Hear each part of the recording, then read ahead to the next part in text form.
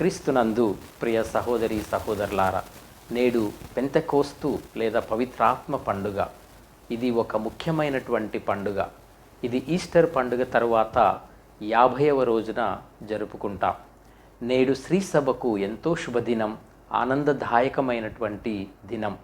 పవిత్రాత్మ మనపై వేంచేసినటువంటి రోజు.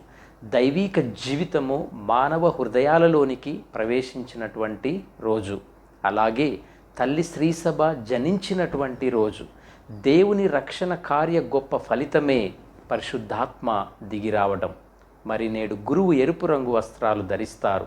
ఇది పరిశుద్ధాత్మ యొక్క అగ్నిజ్వాలలకు ప్రతీక.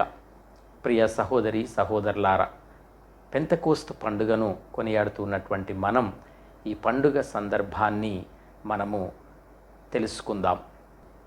యూదుల పండుగ అయిన పెంతెకోస్తు పండుగ రోజున విశ్వాసులు పరిశుద్ధాత్మతో నింపబడ్డారు.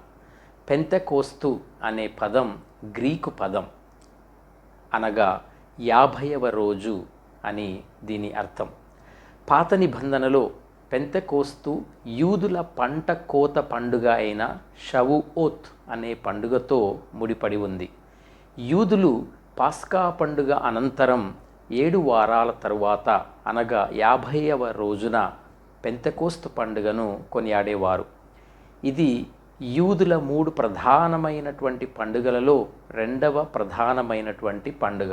మొదటిది పాస్కా పండుగ అయితే, రెండవది పెంతెకోస్తు పండుగ, మరియు మూడవది గుడారాల పండుగ. యూదులు ప్రధానంగా కోతకాలము ముగియు సందర్భమున దేవునికి కృతజ్ఞతలు, ధన్యవాదములు తెలుపుటకు ఈ పెంతెకోస్తు పండుగను వారు కొనియాడేవారు. ఆ రోజు గోధుమ పంట ప్రథమ ఫలాలను దేవునికి కృతజ్ఞతతో అర్పించేవారు. అలాగే తరువాత కాలములో దేవుడు సినాయి పర్వతముపై ఐగుప్తు నుండి విడుదలైన 50వ రోజున దేవుడు మోషేకు 10 ఆజ్ఞలను, అనగా చట్టమును వసగిన జ్ఞాపకార్థముగా ఈ పెంతెకోస్తు పండుగను కొనియాడేవారు. యూదులు ఈ పండుగకు ప్రపంచ నలుమూలల నుండి యెరూషలేమునకు వచ్చేవారు. అయితే నూతన నిబంధనలో ఈ పెంతెకోస్తు పండుగకు ఒక నూతన అర్థము ఇవ్వటం జరిగింది. అపోస్తలుల కార్యములు 2వ అధ్యాయం ప్రకారం యేసు పునరుత్థానమైన తరువాత 50 రోజులకు శిష్యులు ఒక చోట గుమికూడి ఉన్నప్పుడు పరిశుద్ధాత్మ వారిపై అగ్నిజ్వాలల రూపములో దిగివచ్చింది. వారు పరిశుద్ధాత్మతో నిండి వివిధ భాషలలో మాట్లాడడం ప్రారంభించారు. ఈ అద్భుతమైన సంఘటన ద్వారా శిష్యులు యేసు సందేశాన్ని వేరువేరు భాషలు మాట్లాడే ప్రజలకు ప్రకటించగలిగారు. ప్రియ సహోదరి సహోదరులారా, యేసు ప్రభువు ముందుగానే ఈ పవిత్రాత్మను గురించి తన శిష్యులకు వాగ్దానం చేశారు.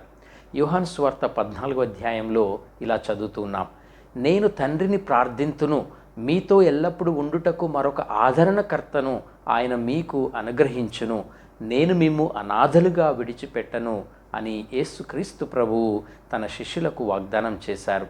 అలాగే నేను తండ్రి యొద్ద నుండి మీ యొద్దకు పంపనున్న ఓదార్చడివాడును, తండ్రి యొద్ద నుండి వచ్చు సత్యస్వరూపియగు ఆత్మ వచ్చినప్పుడు ఆయన నన్ను గురించి సాక్ష్యమిచ్చును.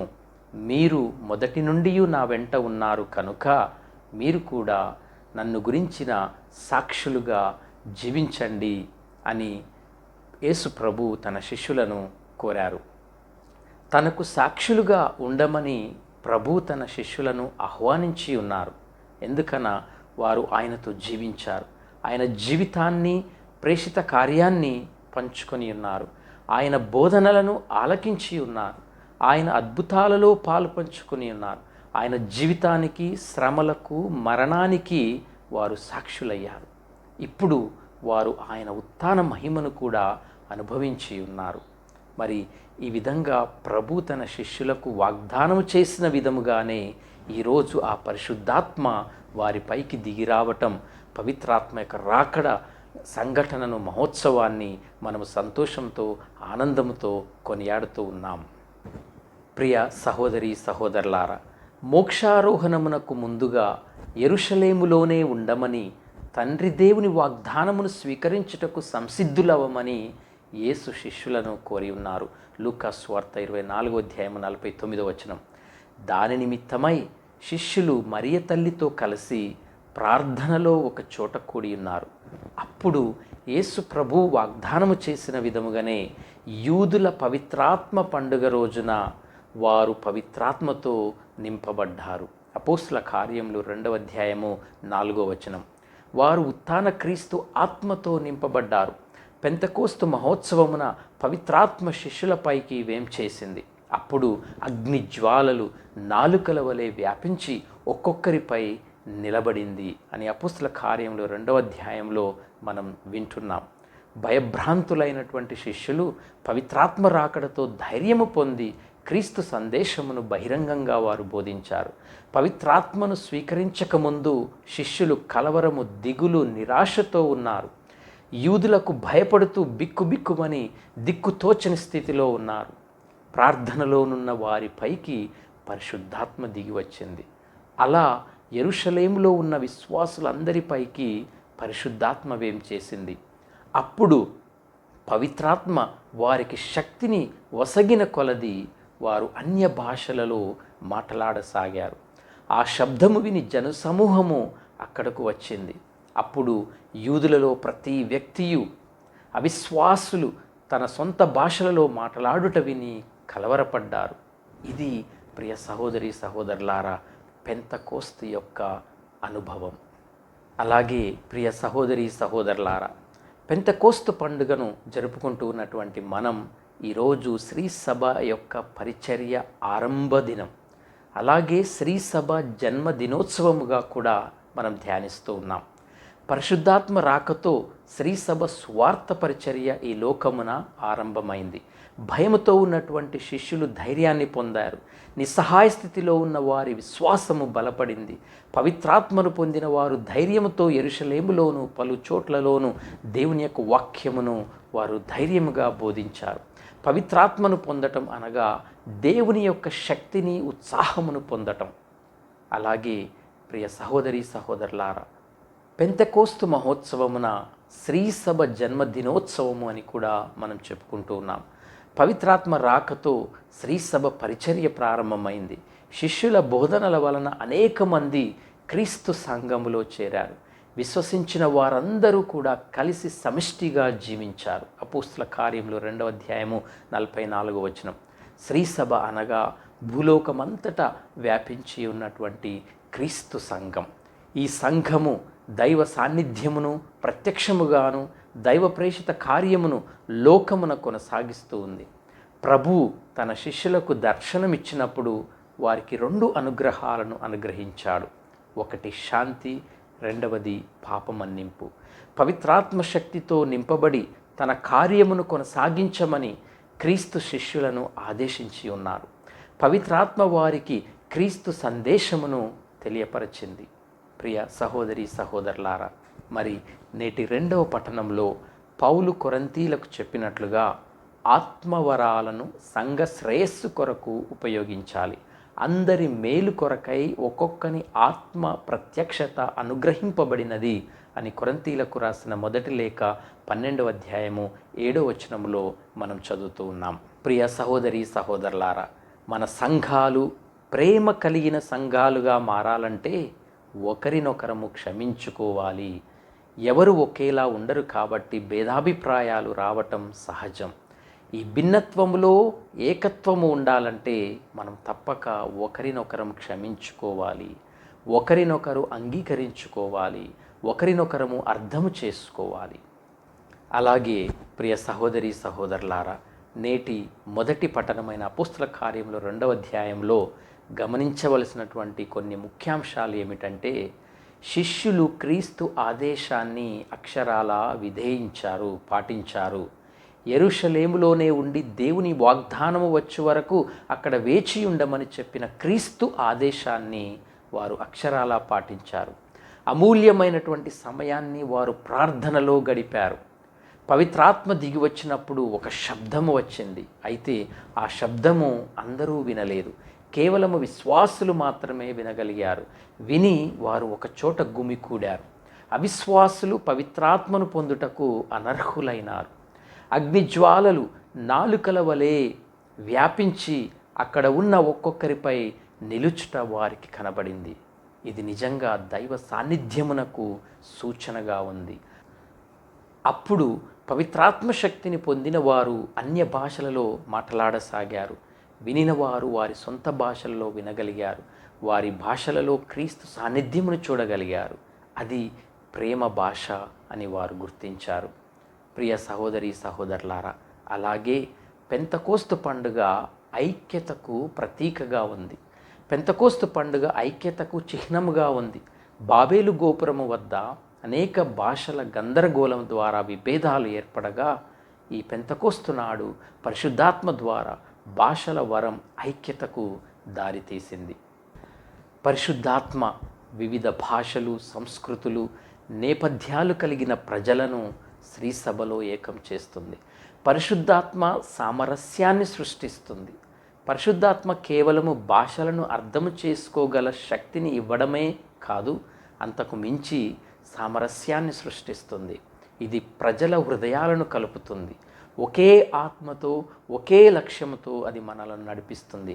క్రీస్తు దేహమైన శ్రీసభలోని ప్రతి సభ్యుడు, సభ్యురాలు వైవిధ్యాలతో సంబంధం లేకుండా ఒకే ఆత్మ చేత నడిపింపబడి ఒకరికొకరు అనుబంధముగా ఉంటారు. ప్రియ సహోదరి సహోదరులారా, మరి యేసు ప్రభు ఈ పండుగ రోజున తన శాంతిని మనకు వసగుతున్నారు. నేటి సువిశేష పట్టణము యోహాను సువార్త 20వ అధ్యాయము 19వ వచనం నుండి 23వ వచనం ప్రకారం శిష్యులు పవిత్రాత్మను క్రీస్తు ఉత్థానమైన రోజే పొంది ఉన్నారు అని మనకు తెలియజేస్తుంది. ఆదివార సమయమున యూదుల భయముచే శిష్యులు ఒక చోట తలుపులు మూసుకొని ఉన్నప్పుడు యేసు వచ్చి వారి మధ్య నిలవబడి మీకు శాంతి కలుగునుగాక అని పలికారు. ప్రియ సహోదరి సహోదరులారా, పాత నిబంధనలో శాంతి, షలోమ్ అనగా సంతోషముగా ఉండుట, ఆనందంగా ఉండుట, సకలాన్ని కలిగి ఉండుట అనగా సంతానము, సంపద, పాడి పంటలు మొదలగునవి అన్నీ కూడా సమృద్ధిగా కలిగి ఉండుట. కనుక శాంతి అనగా తనలో తాను, ఇతరులతో, ప్రకృతితో సమాధానముగా ఉండటం. అయితే ఇంకా లోతైన అర్థం ఏమిటంటే శాంతి అనగా దేవునితో సమాధానపడటం. న్యాయాధిపతుల గ్రంథము 6వ అధ్యాయం 24వ వచనంలో మనం చూడవచ్చు. పెంతెకోస్తు దినమున శిష్యులకు వసగిన శాంతి వారిలోనున్న భయాన్ని తీసివేసి సంపూర్ణ సంతోషాన్ని, ఆనందాన్ని ఇచ్చింది. యేసు శాంతి మనలను స్వతంత్రులను కూడా చేస్తుంది. శాంతి ఉత్థాన క్రీస్తు వసగు గొప్ప బహుమతి. తన శ్రమలు, మరణము, ఉత్థానము వలన లోకమున తండ్రి దేవునితో సార్వత్రిక సఖ్యతను, సమాధానమును చేకూర్చటం క్రీస్తు ప్రభు యొక్క నిజమైనటువంటి శాంతి. కుమారుడు తండ్రి కార్యముపై వచ్చినప్పుడు తండ్రి ఆత్మను గైకొని ఈ లోకానికి వచ్చారు. తండ్రి కార్యమును ముగించుకొని తిరిగి వెళ్ళేటప్పుడు ఆ ప్రేషిత కార్యమును తన శిష్యులకు అప్పగించి ఉన్నారు. కనుక ఆత్మను గైకొని ప్రేషిత కార్యమును కొనసాగించవలసి ఉంది. అందులకే ప్రభువు వారిపైకి శ్వాసను ఊది పవిత్రాత్మను పొందుడు అని చెప్పారు. యోహాను సువార్త 20వ అధ్యాయం 22వ వచనం. అలాగే ఎవరి పాపములనైనను మీరు క్షమించిన ఎడల అవి క్షమింపబడును, మీరు ఎవరి పాపములను క్షమింపని ఎడల అవి క్షమింపబడవు అని చెప్పి పాపములను క్షమించే అధికారమును ఉత్థాన క్రీస్తు ప్రభు తన శిష్యులకు ఇచ్చారు. ప్రస్తుత కాలంలో పాప సంకీర్తనము ద్వారా దేవుని క్షమాపణ కోరుకునేవారు చాలా తక్కువ. పాపము వలన ముక్కలైన ప్రజలను పాప క్షమాపణ ద్వారా దేవునిలో ఐక్యపరచటం తల్లి శ్రీ సభ యొక్క కర్తవ్యం. ప్రియ సహోదరి సహోదరులారా, ప్రభు ప్రేషిత కార్యము, శిష్యుల ప్రేషిత కార్యము ఒక్కటే. మన ప్రేషిత కార్యము కూడా, మన సువార్త పరిచర్య కూడా అదే. సృష్టి ఆరంభంలో దేవుడు శ్వాసను ఊది మానవుణ్ణి తన పోలికలో సృజించారు. ఈనాడు క్రీస్తు తన శ్వాసను ఊది ఓ నూతన సృష్టిని రూపొందిస్తూ ఉన్నారు. క్రీస్తులో మనము కూడా ఓ నూతన సృష్టి. సోదర ప్రేమ, క్షమాపణ క్రీస్తు సందేశంలో ముఖ్యాంశాలు. ఇదే సందేశాన్ని మనము కొనసాగించాలని ఈ పెంతెకోస్తు పండుగ రోజున ప్రభు మనల్ని అందరినీ కోరుతూ ఉన్నారు. ప్రియ సహోదరి సహోదరులారా, గలతీలకు రాసిన పత్రిక 5వ అధ్యాయము 16వ వచనం నుండి 25వ వచనంలో పునీత పౌలు జ్ఞానస్నానము ద్వారా పవిత్రాత్మ శక్తిని పొందిన మనము ఎల్లప్పుడూ ఆత్మయందు జీవించాలని బోధిస్తున్నారు. శరీరమునకు సంబంధించిన కోరికలకు లోను కాకుండా ఆత్మయందు జీవించండని బోధిస్తున్నాడు. క్రీస్తు ద్వారా నూతన సృష్టిగా మారిన మనము దేవునికి సంబంధించిన వారము కావున ఆత్మను అనుసరించి మనము సక్రమముగా జీవించాలి. దేవుని యొక్క బిడ్డలముగా పవిత్రముగా జీవించాలి. శరీర కార్యములు చేయువారు దేవుని రాజ్యమునకు వారసులు కారు. శరీరము కోరునది ఆత్మ కోరు దానికి విరుద్ధముగా ఉండును. ఆత్మ కోరునది శరీరము కోరడానికి విరుద్ధముగా ఉండును. ఈ రెండింటికి బద్ధవైరము. ఆత్మశక్తితో శరీర కార్యములను మనము అధిగమించగలం. ప్రియ సహోదరి సహోదరులారా, మరి పవిత్రాత్మ పండుగను కొనియాడుతూ ఉన్నటువంటి మనము ఆ పవిత్రాత్మ గురించి ఇంకొంచెం లోతుగా తెలుసుకుందాం. త్రిత్వైక సర్వేశ్వరునిలో మూడవ వ్యక్తి పవిత్రాత్మ. హీబ్రూలో రూహ అనగా ఆత్మ అని సమానార్థం. ఈ పదానికి గాలి, శ్వాస, పవనం అనే మూలార్థాలు కూడా ఉన్నాయి. ఇది దేవుని శ్వాస. యేసు పవిత్రాత్మను ఆదరణకర్త అంటే ఒకరి పక్షాన నిలిచేవాడు అని, ఓదార్చువాడు అని, సత్యస్వరూపుడు అని సంబోధించారు.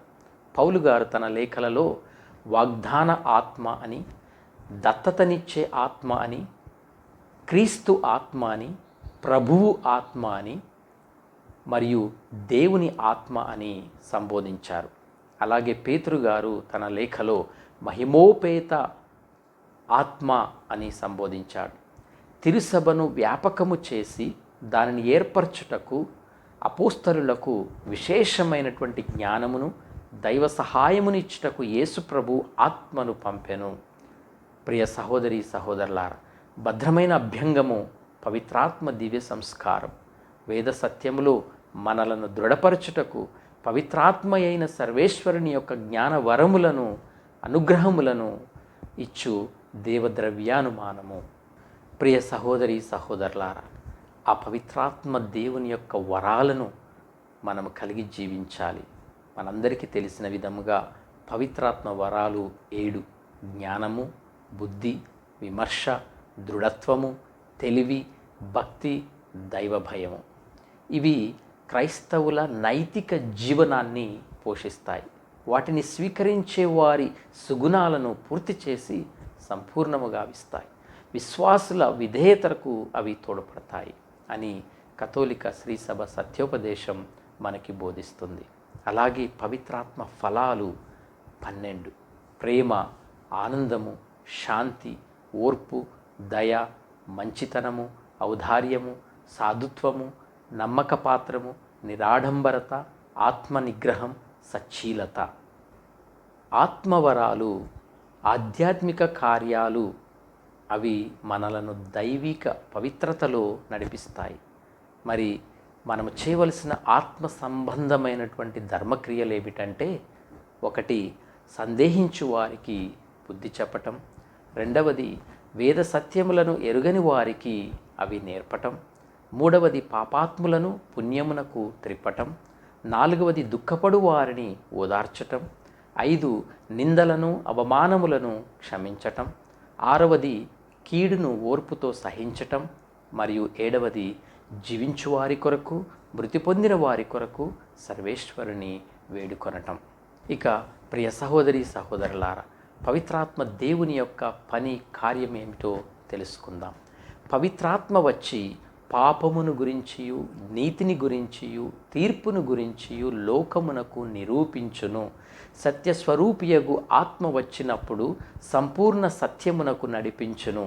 ఆయన తనంతట తాను ఏమీయూ బోధింపక తాను వినిన దానినే బోధించును.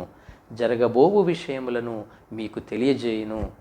పవిత్రాత్మ పని 2 కార్యాలుగా మనం చెప్పుకోవచ్చు. 1 రక్షణ మార్గమున మనలను నడుపును. తండ్రి వద్దకు, కుమారుడి యేసు చెంతకు మనలను నడిపించును. కావున ఆత్మ పలుకులను మనము విని పాటించాలి. 2 యేసు పలుకులను, మార్గమును, చిత్తమును అర్థము చేసుకొనులాగా పరిశుద్ధాత్మ చేస్తుంది. సువార్తకు సాక్ష్యం ఇచ్చుటకు మనకు బలమును, నిర్భయమును వసుగుతుంది. మన విశ్వాసమును జీవించుటకు మనలను పునరుద్ధరిస్తుంది. ప్రియ సహోదరి సహోదరులారా, పెంతెకోస్తు మహోత్సవము తండ్రి ఆత్మ, కుమారుని ఆత్మ శిష్యులపైకి రావడాన్ని కొనియాడు గొప్ప పండుగ. ఈ ఉత్సవం ద్వారా దేవుడు ఏ విధముగా మన జీవితాలలో జోక్యం చేసుకుంటున్నారో, త్రిత్వైక దేవునిలో మనల్ని ఏ విధముగా భాగస్థులను చేయుచున్నారో, మనలను ఒక నూతన సృష్టిగా మార్చుతున్నారో ఈరోజు తెలుసుకుంటూ ఉన్నాం. ఆ కృతజ్ఞతా భావముతో ఈ మహోత్సవాన్ని మనం కొనియాడుదాం. పరిశుద్ధాత్మ లేకుండా శ్రీసభ పరిచర్య ముందుకు కొనసాగదు. కనుక పవిత్రాత్మ శక్తి, వరాలు మనపైన కూడా దిగిరావాలని ప్రార్థన చేద్దాం. ఆయన ప్రేషిత కార్యంలో పాలు పంచుకున్నట్లు తగు శక్తిని, బలమును, ధైర్యమును వసగమని ప్రార్థన చేద్దాం. క్రీస్తునందు విశ్వాసులారా, పరిశుద్ధాత్మ దేవుడు ఎవరి హృదయములో అయితే ఉంటారో వారు సరిదిద్దబడతారు. అనగా జ్ఞానస్థానం తీసుకొనిన మనందరిలో పరిశుద్ధాత్మ దేవుడు ఏం చేసి ఉన్నారు. మనము పరిశుద్ధాత్మ దేవుని అనుసరణలోనున్న వారమైతే దేవుడు మనకు ప్రసాదించిన ఆజ్ఞలను పాటిస్తాం. సాటివారిని ప్రేమించే మనసును కలిగి ఉంటాం. సాటివారిని క్షమించే హృదయమును కలిగి ఉంటాం. సాటివారికి సహాయపడే సహృదయమును కలిగి ఉంటాం. మనము చేసిన తప్పులను సరిదిద్దుకునే మనస్సును కూడా కలిగిన వారమై ఉంటాం. కాబట్టి మనందరము కూడా పరిశుద్ధాత్మ స్వభావములో, అనగా ఆత్మానుసారులమై జీవించగలగాలి. శరీరానుసారులమై జీవిస్తే మనలో పరిశుద్ధాత్మానుసరణ ఉండదు. కనుక సత్యస్వరూపి అయిన పరిశుద్ధాత్మ దేవుణ్ణి మనము కలిగి ఉన్నాము. కాబట్టి మనము ఎల్లప్పుడూ ఆత్మానుసారులమై సత్యములో, నీతిలో, న్యాయములో జీవించటానికి నిత్య ప్రయత్నం చేస్తూ ఉండాలి. దేవుని పరిశుద్ధాత్మను మనము ఏ విధముగానూ దుఃఖపరచకూడదు. జాగ్రత్త కలిగి జీవించాలి. పరిశుద్ధాత్మ దేవుణ్ణి మన హృదయంలోనికి ఆహ్వానించాలి. పరిశుద్ధాత్మ దేవుణ్ణి మన హృదయాలలోనికి ఆహ్వానించటానికి మాట్లాడమని, మనము చేసిన పాపములను మనము తెలుసుకొని వాటిని విడనాడు విధముగా సరిచేయమని, మన లోపాలను సరిచేయమని, సక్రమమైన మార్గములో నడిపించమని పరిశుద్ధాత్మ దేవుణ్ణి మనం అనుక్షణము వేడుకోవాలి. పెంతెకోస్తు ఒక చారిత్రక సంఘటన మాత్రమే కాదు. ప్రియ సహోదరి సహోదరులారా, పరిశుద్ధాత్మ నిరంతరము శ్రీసభలో మరియు ప్రతి విశ్వాసిలో నివసిస్తుందని గ్రహించాలి. సాధారణ జీవితంలో, ఉద్యోగంలో, కుటుంబంలో, సామాజిక సంబంధాలలో పరిశుద్ధాత్మ ప్రేరణలను అనుసరించి తద్వారా పరిశుద్ధతను సాధించటానికి మనం ప్రయత్నం చేయాలి. మరి ఇలాంటి ఒక గొప్ప పండుగను, పెంతెకోస్తు మహోత్సవమును, పరిశుద్ధాత్మ దేవుడు మనపైకి దిగివచ్చిన పండుగను కొనియాడుతున్నటువంటి సందర్భంగా మనందరము కూడా ఆత్మచేత నడిపింపబడాలి. ఆత్మ ప్రేరణ కలిగి మనం జీవించాలి. ఆత్మను కలిగి జీవించినప్పుడే మనము సంపూర్ణ క్రైస్తవ కథోలిక జీవితమును ఈ లోకంలో జీవించగలం. ఉత్థాన క్రీస్తుకు సాక్షులమై జీవించగలం. దేవునితోనూ, తోటి వారితోనూ, ఈ ప్రకృతితోనూ మనము సఖ్యత కలిగి జీవించగలం. మరి పరిశుద్ధాత్మ దేవుడు మనల్ని అందరినీ దీవించాలని, ఆశీర్వదించాలని, ఆత్మఫలాలను పొందుకోవాలని, ఆత్మవరాలను కలిగి జీవించాలని, పరిశుద్ధాత్మ ధర్మక్రియలను మన అనుదిన జీవితంలో క్రమము తప్పకుండా పాటించాలని, దానికి కావలసినటువంటి శక్తిని, బలమును ఇవ్వమని ఈరోజు మనము ఆరాధనలో, దివ్య పూజాబలిలో, ప్రత్యేక ప్రార్థనల ద్వారా ఆ త్రిత్వైక దేవుణ్ణి వేడుకుందాం. పరిశుద్ధాత్మ దేవుడు మీ పైకి దిగివచ్చి మిమ్మలను ఆశీర్వదించునుగాక. ఆమేన్.